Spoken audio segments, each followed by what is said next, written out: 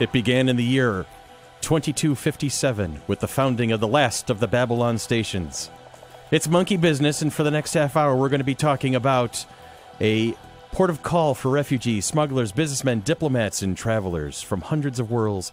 Could be a dangerous place, but we accepted that risk because Babylon 5 was our last best hope for good TV. On board with me, Billy DeTore, Tanya Metris, Big Wayne, Tony. Babylon 5 is alive. Kelsey, Dee, and Sybil. Hi, guys. It's Chris from WFC3, and here we are yet again, Monkey Business. And as you couldn't tell, we're going to be talking about one of the most interesting science fiction shows. It's in my top 5 of science fiction shows. Absolutely, and that's why I want to make sure you were here for this one. Babylon 5, the brainchild of J. Michael Straczynski. Who also wrote Thor, the first Thor movie. Which I was an underrated movie. I thought it was fantastic. And he was one of the guys trying to pull the hammer out of he got his little cameo in. Yeah. Got his little cameo in. All right, Wayne, tell me about Babylon 5. Well, it started out in 1994. It was a pilot that J. Michael Straczynski thought that he wanted to do a science fiction show. So he went around to all the networks. He had this idea for a 5-year novel for television. And he went to all the networks saying, hey, I got this idea, and got turned down by them all. And then, lo and behold, Warner Brothers was going to do its primetime entertainment network. And they said, okay, let's try Babylon 5. Let's try the pilot. And the pilot aired March 1993, or was it 94? February? Yeah, February. And it was right at the end of a con. And it was like Sunday night at like 3 o'clock, 1 or 3 o'clock in the morning here in Rochester. And I had my VCR set to tape it. What's a VCR? Yeah, seriously, there's a lot of people listening going, huh, what? Hey, Tony, do you know what a VCR is? Yes, I do. They just stopped making them this year. No, they stopped making tapes this year. Oh. Yeah. I only have a few blank tapes left. I have the original Star Wars on VHS tape with where Han shot first. Yes. Yay, because Han shot first. Anyway. So, back to Babylon 5. So he took it around. He also took it to Paramount and tried to sell it to Paramount. Paramount said, no, we don't think a show where it's set on a space station. No, we don't think that'll do it. Yeah, for Paramount us. then went on to make Deep Space Nine because a space station show would never work. And then one of the things that was that if you wanted Voyager and you ran Babylon 5, they didn't want you running both. So little competition thing. Paramount was saying if you want Voyager, you can't run Babylon 5. So you'd made a reference earlier on, and it's something I've heard before because I've seen J. Michael Straczynski interviews and whatnot about it. But the whole approach, it wasn't just going to be an episodic television show. It was functionally going to be a novel. Yes. Set for television. Yes. So, and I think that just like Game of Thrones is. Yeah. And Game of Thrones was a novel that was written as a novel and then adapted to TV, right. but this was specifically written for television, and the structure of the show, the way it was going to develop, the way the characters are going, and the story was going to go, was all towards there was a beginning, a middle, and an end. Yeah, the first season is called Signs and Portents, and the second season, I can't remember what the second season's called. I had this all written down and I left it home. Oh, good job. No, wait a minute, no, he's got it. He's got it. Coming of Shadows. Amateur Coming of TV. Shadows. Then it became Point of No Return. And then Wheel of Fire was the 5th season. For No reference, Surrender, Wayne No just pulled out the Retreat. DVDs. Yeah, he pulled the DVDs out of his bag. Season 4 is No Surrender, No Retreat. And I've got the That's I've got the outstanding. They movies just keep too. coming. And they're beautiful. They just keep that's coming. beautiful packaging. And the movies. And the Oh movies. my goodness. That is impressive. And I think what was the Are we charm? going to have a marathon today? And Bruce Boxleitner's duct taped in his bag. Yeah. I wish. It'd be cool to have Box Lightner, or better yet, Claudia Christian. Yeah. Billy Mooney, what are you doing here? Now then you need Jonathan Harris. we've got a different. So he's got a different approach. He's writing basically. He's writing a book for television. He wrote, out of the 110 episodes, he wrote 92. Okay, I was under the impression he wrote all of them, but he wrote 92 of the 110. Let's see. He wrote some. David Gerald wrote some. DC Fontana from Star Trek wrote some. Right. I remember hearing about her she involvement. wrote at least 2 or 3. Okay. Peter David wrote 2 or 3. David Gerald wrote one. Harlan Peter Ellis, David, not Larry David. No, Peter David. Okay. The comic book guy. Yeah. And And that's where he and Billy Mumy started doing, what was that show? Space Cases. Right. And Harlan Ellison wrote one or two. Also. Well, how can you go wrong with Harlan Ellison involved? Guy for the show too. And so, you have this amazing, and then it's a marathon thing because, 92 of 110 episodes, that's unheard of in modern television right now. He wrote them, and then he directed them and produced the show. Uh-huh. So that he lived and breathed Babylon 5. Yeah, so that way you have, your vision is on screen. Exactly. Not a lot of people get that nowadays. What is it about the story that makes the whole... I mean, because for me, I remember watching the first episode of Bab 5, and it was very raw computer-generated graphics, and that was the consistency throughout. And so, seeing the sci-fi and special effects and being a veteran of Doctor Who fandom myself... No, it's way better than Doctor Who. Way better, but you still there's still a degree of cheesiness compared to what was going on with Star Trek and Star Wars. Yeah, I remember. Yeah. And so, you look past that. You look past all of the little nuances and whatnot. What's the core thing that we take away from Babylon 5? What makes it this story that is going to be timeless? It's all about people. Mm-hmm. And people can change for the better. People can change for the worse. Mm-hmm. That happens a lot. And people, they switch places. Because you start out with Londo. You're feeling sorry for Londo for everything that's happened to the Centauri. And he was the Centauri ambassador. He was the Centauri ambassador. With the big fan hair. With the big fan hair. He even said, we're here to beg for you guys, you humans, to accept us so that we can live. And then the Narn were really mean. They were like the Klingon almost. They were like the Klingon element. They were, and they were kind of mean. And then all of a sudden, it switches. Mm-hmm. And then the Narn become, you feel sorry for the Narn, and you kind of hate the Centauri. And then along the way, you've got all these other different other races, the Minbari, who were like the Vulcans. Yes. And they're kind of like that well, holding I don't know thing. if the Vorlons are the Vorlons were just the Vorlons. Well, yeah, the Vorlons, the shadow. You have the shadows. Lines in the sand get drawn basically it's always like everything. It's good versus evil. Mm-hmm. And here it says like order versus chaos, war and peace. Mm-hmm. Authoritarianism. Well, I remember a couple of episodes where the shadows were supposed to be the bad guys, guys, but they were also kind of like this whole thing for rapid change, almost like not anarchy but for like a dramatic shift. The Vorlons would always ask you a question that's basically ask you, who are you? Mm-hmm. And the shadows would ask you, what do you want? Mm-hmm. And that was their two versions of how the universe should work. Right. And it was pretty good. I liked it. And it was relatable to modern society. Yes. It was a social commentary. Mm-hmm. And so all of those... If you look the first season, everybody has a secret they're hiding. Every single person. Every single person has something they're hiding. Mm-hmm. And then it comes out, and then it switches. And they don't do that a lot in normal science fiction. It almost relates back shows. to the Joss Whedon quote when we were talking about Firefly the other day. It's the story of 9 people looking at the same thing and coming up with 9 different... Right. 9 different versions, 9 different stories to it. So now with all of these factors together, Wayne, I want you to tell me, because we've spent talking about Doctor Who, which I can talk about for days, not just hours. I can talk for days about Doctor Who, and you've made it very clear that Babylon 5 is high up on your list of favorites. Right. Tell me why.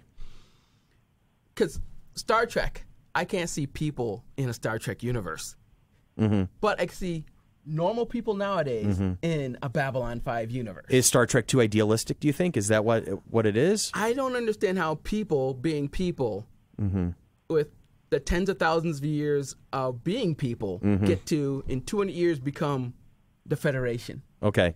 And I'll just get along. One happy Federation. Yeah, I don't understand how that works. But in Babylon 5, it's like, we just got better tech. We're just the same old people. How far? So it's not a commentary, and it's not just a commentary on how far we've come because of technology, but it's a commentary of how far we haven't come as a society. Right. Okay. There's some social-political thing going on there. Billy, what do you think? Well, I'm curious, Wayne. It's one of your favorite shows. Is the acting tremendous? Like that's to me, that's a strong point of Firefly. Is you care about the characters. Oh, you definitely as someone care that about the I haven't seen Babylon 5. Would I care about Yes. what I'm looking at. Because, like I said, the characters change. They start off. They evolve. They evolve a lot better than on most regular TV shows. Because I know J. Michael Straczynski from his work on Superman. I Right. know you're a big Superman fan. Right. But that's almost the only thing I know about him. That and he created Babylon 5, but I haven't watched it yet. Well, he So I'm assuming the writing is the strong. writing is excellent. Okay. They go in. There'll be stuff. It's a 5-year story arc, and there's stuff first season makes no sense till third season. You know that, and that's something I was going to bring up during the course of the conversation. One of my favorite things about Bab 5. Now, I'm not as intense a fan as Wayne is. I was a casual fan. I know there's lots of episodes I never saw, but I got enough to know the general gist of the story. But one of the things that I really loved the most were little drop-ins in the first season. And then it would be regular second, third, fourth. You'd have these little drop-ins, which at the time you ignore almost. You would just have these moments where like, okay, that happened, and you'd file it away, or you would completely blow it off. And then it would come full circle 3-4 seasons later. By the time you get to the payoff, Yeah. do you forget about the setup? No, In some cases you do, and that's good because they've actually put flashbacks in with the Yes. payoff moments. Like there's this great interaction, with Veer and Mr. Morgan. With, you know where I'm going with Yes. that. I don't want to spoiler it because it's just too funny. It's a 20-year-old show. It's a 20-year-old show. Well, there's some people who like, Tony Hi. here has not seen it. Kelsey has not seen it. I haven't seen all of it. But So these are things you might want to watch. So Yeah, I always heard try of to be it? very What? I hadn't cautious before about. today. Yeah. I want to be very cautious can't about fire her. spoilers.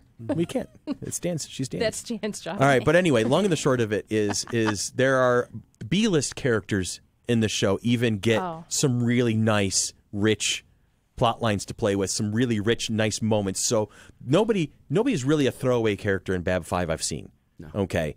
And there's this great moment which in the one of the early seasons that this attaché to one of the main characters is having a little tete-a-tete with this guy who's eventually going to become the representative of the bad guys. All right, and Depending on your point of time, view. yeah. Depending on your point of view.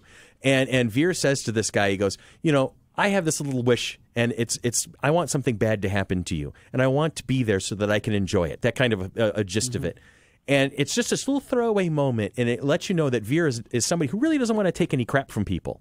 He's this bumbling little, affable little fool, but he has that edge in the background, and he's not afraid to use it. And then you fast forward a couple of seasons, and suddenly this whole thing starts unfolding, and you see this payoff, and they do a little flashback to the original threat, and it's just like you're sitting there. My jaws drop. I'm like, oh my God, they did that. That came full circle. These little references that come just full circle, and I think without J. Michael Straczynski being involved as deeply and as extensively as he was, you miss things like that because I don't think other writers would ever remember that. No. Like I said, he had it all mapped out how he wanted to go, and he even had places where I could lose people and I don't care. Yeah, It's like- and he did. Yeah, he lost Commander Sinclair. Sinclair was supposed after to be there first for all season. 5, but it didn't work out because the actor had his issues. God, God bless him. God rest his soul. But you move on to a different, and the show actually thrived from that change. Because then you brought in Star Killer. Oh yeah, yeah. You bring in Bruce Boxleiter's character, Commander Shepard. Sheridan. Where'd I go with? Shepard, and Shepard. this is my favorite. You know what? I was on Citadel. Stargate Atlantis with Shepard. I'm getting all my space heroes confused sometimes. And That's why I just like the Doctor. Anyway, Because you can reference I the can doctor. reference the Doctor, and people know where I am with that. and it's Doctor Who? No, Doctor Strange. Yeah, him too. or Dr. Detroit. Oh come God, No one says Dr. Detroit. Wayne just did. Yeah. Nobody So- but Wayne. So yeah, I mean, I think that if without J. Michael Straczynski, in essence, being as involved, you don't get that depth. No.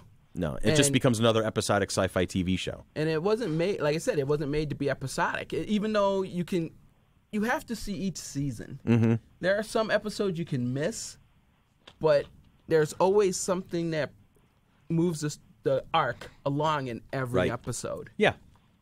And it all depends on if you really need to see it. Because, like, Signs and Portents, like I said, everybody had things that they were hiding and that started to come out in that season. Because you got Garibaldi, who's an alcoholic, used to be an alcoholic. You got Ivanova and her mother. Mm-hmm. You've got Talk about mommy issues. Holy yes. Moses. You got not Talia. Is it Talia? No. Lita? Lita. Oh, Lita didn't. The telepaths? Yes, the telepath. Right. That was Talia. Talia was first, and then Talia Lita Psychor. Alexander. Yeah, Talia Psychor. Winters, who also gets a secret. Yeah, and then it leads to a great reoccurring part for Walter Koenig. Well, Mr. Bester. Mr. Alfred Bester. And it was just so interesting because Walter Koenig was not a prolific actor. No, but he was evil in this. He had Chekhov, and that's what everybody was used to was Chekhov from the original Star Trek. And then all of a sudden he shows up, and From Psychor. Everybody's scared of him. Everybody's scared of this guy, and then he played the part really, really. I mean, it was fun to watch him as a villain. Yes. But then even he has his own motivations for being a villain. Exactly. He wanted basically the Psychor to rule everything. Mm-hmm. And he felt, but it wasn't just. And everybody else was. It wasn't just world domination, kind of like I'm the evil guy. I want world domination. It was he wanted Psychor because he wanted a certain order. He wanted to help. Telepaths should rule everybody. Yeah, Telepaths should be in charge. Yeah, because he felt that was going to be best for society. Yes. Kind of like the whole Pluto idea that the philosophers should rule. Mm-hmm. Yes. Mm-hmm. Now I definitely have to go back and rewatch this, starting at season 1. Bab 5 marathon at my house this Well, you got to Christmas watch time. the first movie. You got to watch The Gathering, and then you watch the first season, second season, then you watch the second movie in the beginning. I think it is. I can't remember which movie. And then you go third season, fourth season, another movie, and yeah. Wayne, would you be able to put together a proper viewing guide and then My post dad that to the has Facebook the site viewing for guide for it. FC3? There's the Straczynski order. Okay, it's like the machete order for Star Wars? Yeah. Well, Yeah. yeah. Right. But that's the order. Because like when they did the spinoff called Crusade, Right. because TNT bought it, and they wanted a science fiction thing after wrestling. And, yeah, that's Really? a great combination. Isn't wrestling sci-fi enough? No, that's just fantasy. It's the same. Like his male soap operas. It's the same demographic. I will say this about wrestling. This is the only thing I'm ever going to make on a podcast comment about professional wrestling. I like wrestling. I know you do. It's called wrestling. It's Wrestling. I like wrestling too. I had a former roommate who said this. Survivor Series tonight. Professional wrestling is comedy. Sudden, violent comedy. That's all it is. That's basically it. As long as I you like can. that. Billy can't even deny that. Yeah. I like that. It is sudden, violent That's what I comedy. hope for. Thank you, Paul, if you're Go listening jumping out out there. of the crowd, grabbing a chair, pounding it. Yeah. Oh, it's awesome. Yeah. So- Standing on the top of the ropes. Like I was saying, you had the Vorlon they're the elder races, the Vorlons, the Shadows, and then you had the younger races, which were the Narn, the Centauri, Minbari. The humans, even No, the humans were like a the newer, new kids, even on the newer block. races. Yeah, they're like the teenagers. Okay, And we are the upstart punks. yeah, basically that's what we were, Angsty teens. and it was That like seems to be the role of humans in every sci-fi thing. Like, It oh, really yeah, they're is. kinda It is. there. It does feel that way sometimes. In a lot of sci-fi, it's like the humans are. Well, we're the new people on the block, and now we're messing everything up, and we're trying to fix the universe, and it's not working out so well. The whole thing started out was with the war with the Minbari, and the Minbari almost killed. Well, they basically almost took over the unit. Yeah, they almost destroyed the human race in They that just war, stopped all of which a is all sudden. off screen. That all happens before the show begins, right? Yes, that all 'cause happens. that's all before hinted the show at. Begins. It just starts with Babylon 5, and there used to be 4 Babylon stations before.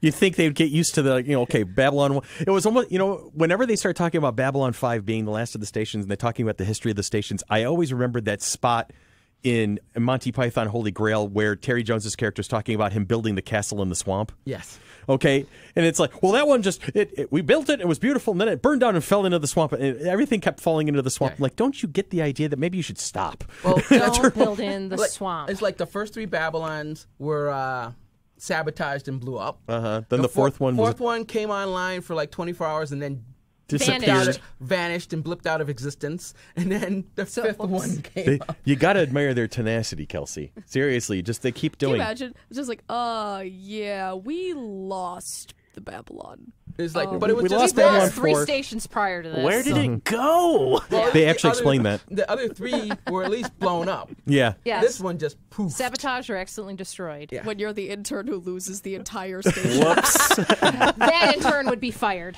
Yeah. Bye, guys. Ooh. Zathras. And then you've got Zathras, yes. And then you've got the Vorlons, who are supposedly on the good guy side.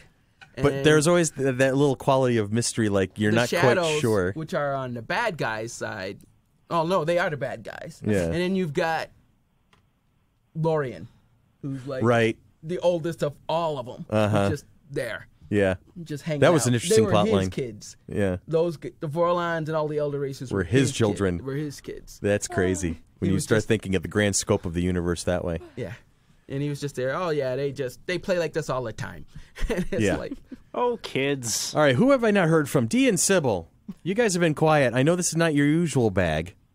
But what do you think? Well, I actually love Babylon 5. Oh my But God. And my, you just my dad Uh-huh. has everything. okay. And I mean everything. Well, I know. Like, right now, I am looking on the wall, Declaration of Principles by Citizen Jakar. Oh my stars. What's the first one? Well, I can actually read the whole thing to you. Okay, go to it. All right. The universe speaks in many languages, but only one voice. The language is not Narn or human or Centauri or game or Minbari. It speaks in the language of hope. It speaks in the language of trust. It speaks in the language of strength, in the language of compassion, in the language of the heart, in the language of the soul. But always it is the same voice. It is the voice of our ancestors speaking through us, and the voice of our inheritors waiting to be born. It is the small, still voice that says we are one. No matter the blood, no matter the skin, no matter the world, no matter the star, we are one. No matter the pain, no matter the darkness, no matter the loss, no matter the fear, we are one. Here, gathered together in common cause, we agree to recognize the singular truth that we are one, and the singular rule that we must be kind to one another, because each voice enriches us and enables us, and ennobles us, and each voice lost diminishes us. We are the voice of the universe, the soul of creation, the fire that will light the way to a better future. We are one. We are one. Isn't that that's perfect for See, what that we're would going fit through in to our society today, right now. Yeah. Thinking And this the was same 20 thing. years ago. And that was 20 years ago. And you've made mention that whenever we talked about Bab 5 in the past, you've talked about how it's so relatable to what Yeah, we were going through. Everything is. And I'm listening to, and I'm getting chills listening to you read that, Sibs, because of just everything that's going on in our society and our country, just in recent weeks. Right. That's Well, they even had that in Babylon 5 where the president kind of like got assassinated. Mm-hmm. And then not kind of. kinda. He got blowed up. But the vice president had a cold, so he had to get off the spaceship. They Yeah. were doing a tour. He had a cold, so he had to get off the spaceship. And next thing you know, the spaceship blows up. Yeah. And Political intrigue, social commentary. Night Watch, which is like Homeland Security. It is. It It's really like- is. So basically, as I love to give homework, it's the Sounds like the budding teacher Designated in there. Survivor, only more interesting because spaceships. It's Designated Survivor on a spaceship. No, but that's just Jack Bauer as the president. Yeah. so I think that's the biggest takeaway is it changed how we told stories on television.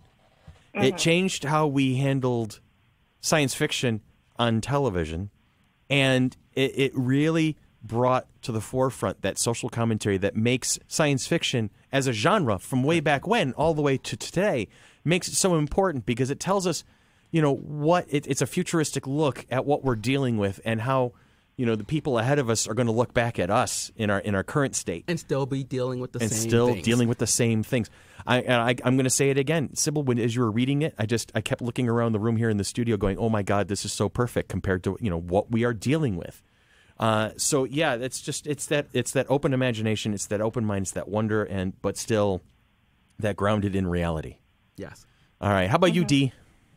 Never seen an episode. Well, we're gonna fix that. That's me giving out homework. All right, It's just that it's hard to find because, like I said, usually you have to kind of watch them in at least in order. Yeah. So that you can catch all the stuff that doesn't make sense that will make sense later on. Right. And A friend of mine gave me the box set with the whole TV series, and as I look on Amazon, say there's 5 or 6 movies. Yes. Are those essential viewing with Yes. the TV the series? the first movie is The Gathering. Okay, And that's so the goes pilot. first. Okay. And that sets up all the stuff with the Vorlons that no one's ever seen a Vorlon. I'm looking at that big stack of DVDs that you have on the table in front of you, and I'm like, that's a big homework project right there. Well, it's There's a lot. 110 episodes. 110 episodes and 5 movies, or is And that 5 included? Okay. Stacks like a foot tall. I can see it peeking up over. It's peeking up over the array of like I bobblehead said, dolls. 110 episodes and 5 movies. All right. So That's not a... It's about 6 to 8 weeks of solid binge watching. With But- breaks in between, With right? breaks in between. Yeah, you got to work. Only for the You gotta week. actually- And I'm so OCD that You'd have to literally- finish everything. Well, I would. Plus, I get like if something catches my imagination, my fancy, I'll just start reading about it on like an episode. I got to read more about that episode. I got stuck on an episode of Black Mirror for 2 days. Oh, wow. Because I wanted to read this review and read this Reddit and this subreddit. And that one episode of Black Mirror took me like a day and a half because I just wanted to read more about back when Babylon that. 5 was out, there was the website, the Lurker's Guide to Babylon 5. And every episode, there'd be nothing, and then after the episode airs, there's all the stuff that would come out, all the comments, all the reviews, all the ideas for what this means, what this doesn't mean, just like when Lost was around. It'd be the exact same thing. You'd have all this discussion about what each episode meant. And then I hope the ending was a lot more satisfying than the Lost ending. I think they did Lost? good. I remember watching the tail end of Oh, yeah, as they were yeah, closing up yeah. shop on Babylon 5 and Well, the way they wrapped it up. he knew how it was going to end. He always knew. They how all Yeah. they all wound up in jail for making fun of a fat guy. No, And then they started building Babylon 6. And then they ended the sentence. Yeah. Then And they they ended made another Death Star. again. But This time it's a planet. But it's a great series, and like I said, it has political stuff, religious stuff, and Jakar used to be the angry militant guy, and then things happens to him where he becomes a spiritual religious- leader, he right? becomes a Because of spiritual his leader. people. And One of my and almost favorite everybody. episodes- I remember one of my Go ahead. one of my absolute favorite episodes is when they have the week of all the religions. I And knew you get to that's see where I was Ah, going. yes. of Yeah. each of the religions, and then the Earth religion at the end, and it's introducing this is a person of Jewish, and this is Orthodox Jewish, and this is Hindu, and this is Muslim, and this is And there's a Buddhist. whole Christian, and line this is of Yeah. about a a mile whole long line. of different It religions. was. I absolutely loved that episode. It was fantastic. Yeah, because Sinclair was struggling with that the entire episode. He was like, "Well, how do I present?" Because it was an exchange of spiritual ideas. So the Minbari were going to talk about their unified faith, and the Narn were going to bring forth their unified faith, and the Centauri were going to bring their unified craziness that they had. No, they have a unified faith because they destroyed all the other faiths that Yes. they had. So Yeah. there was only Yeah. one And, left. so Sinclair was, who was commander at the time, was struggling with how would he represent Earth in terms of faith, and he was struggling with his own faith. And then at the very end, Because it's he's like, a Jesuit. yeah, he Yeah. was. Was he a full priest? No, he's just just a Jesuit. He was raised Jesuit. Yeah. And he went to Jesuit school. And then as Sybil was talking about it, this great scene. Everybody, there's this people lined up in their traditional garb. There was an atheist, too. Yep.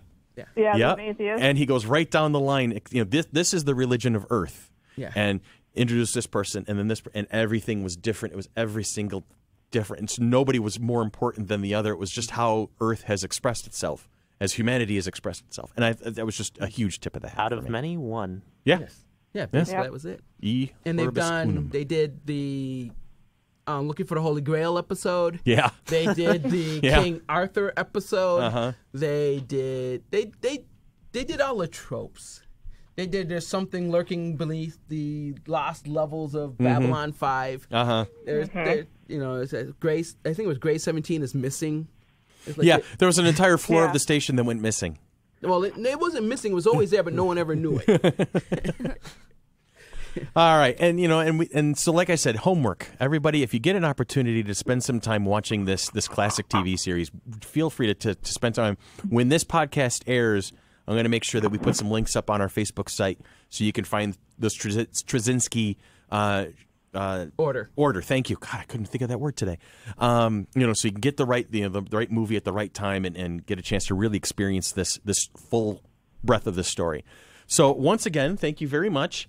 And we are going to wrap it up for yet another podcast. Thank you guys, everybody in the studio, for listening and hanging out with us as always. And this has been Monkey Business, a Mighty Monkey production. Thanks, Mighty Billy. Monkey Productions of Rochester, New York, creators and presenters of the Flower City Comic-Con. Presenting our second show, May 20th and 21st of 2017 at the Rochester Riverside Convention Center. Follow us on Facebook, www.facebook.com/FC3ROC. So much fun. I'm telling you. He's going to get you every time with Every that. time with Every that song. time. Every time.